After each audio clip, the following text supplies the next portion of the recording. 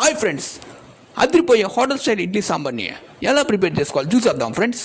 ముందుగా 150 గ్రాముల కందిపప్పు తీసుకొని కుక్కర్లో ఉడికించుకోవాలి ఫ్రెండ్స్. ఆ తర్వాత సాంబార్ మసాలా కోసం మనం 1 టేబుల్ స్పూన్ ఆయిల్ తీసుకొని 5 ఎండుమిర్చి, ధనియాలు, పచ్చిశనగపప్పుని ద్వారగా 2 నిమిషాలు వేయించుకోవాలి ఫ్రెండ్స్. పచ్చికొబ్బరిని తీసుకొని ఈ వేయించుకున్న మసాలా చల్లారిపోయాక గ్రైండ్ చేసుకొని పక్కన పెట్టుకోవాలి ఫ్రెండ్స్. ఉల్లిపాయలు, టమాటాలు, కూరగాయల ముక్కల్ని కట్ చేసుకొని పక్కన పెట్టుకోండి ఫ్రెండ్స్. కూరగాయల ముక్కల్లో వంకాయలు అనేది అవాయిడ్ చేయండి ఫ్రెండ్స్. అప్పుడే మనకి సాంబార్ అనేది టేస్ట్గా ఉంటుందన్నమాట. వంకాయలు వేయడం వల్ల ఆ టేస్ట్ అంతా పోతుందన్నమాట. కాబట్టి వంకాయలు అనేది మ్యాక్సిమం అవాయిడ్ చేసేయండి ఫ్రెండ్స్. వేరే కూరగాయల ముక్కలు ఏమైనా ట్రై చేయండి.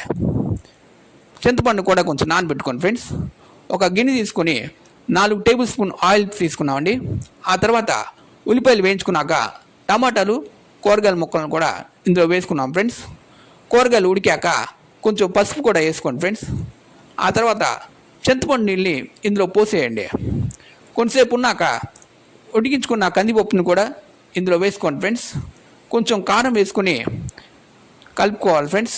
ఆ తర్వాత గ్రైండ్ చేసి పెట్టుకున్న మసాలాని ఇందులో వేసేయాలండి. నీళ్ళు పోసుకొని సాంబార్ని 15 to 20 మినిట్స్ దాకా ఉడికించుకోవాలి ఫ్రెండ్స్. ఉడుకుతున్నప్పుడే మనం కొత్తిమీర, బెల్లం కూడా అందులో వేసుకోవాలండి. ఆ తర్వాత మనకి సాంబార్ అనేది రెడీ అయిపోయినట్టే ఫ్రెండ్స్. నువ్వు నాకు నచ్చిన సినిమాలో వెంకటేష్ వేడివేడిగా ఇడ్లీ సాంబార్ని ఉఫ్ఫు ఉఫ్ఫు అని ఊదుకుని తిన్నట్టు మనం ఇంట్లోనే తక్కువ ఖర్చుతో ఉఫ్ఫు ఉఫ్ఫు అని ఊదుకుంటూ తినచ్చండి.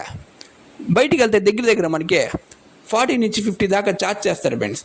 అలా కాకుండా ఇంట్లోనే ఫ్యామిలీకి సరిపడా తక్కువ ఖర్చుతో మనం కడుపు నిండా టేస్టీగా ఉండే హోటల్ స్టైల్ ఇడ్లీ సాంబార్ని సింపుల్గా ఇలా ప్రిపేర్ చేసుకోవచ్చు friends.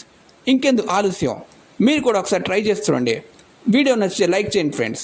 Thanks for watching and please subscribe our Omkar YouTube channel.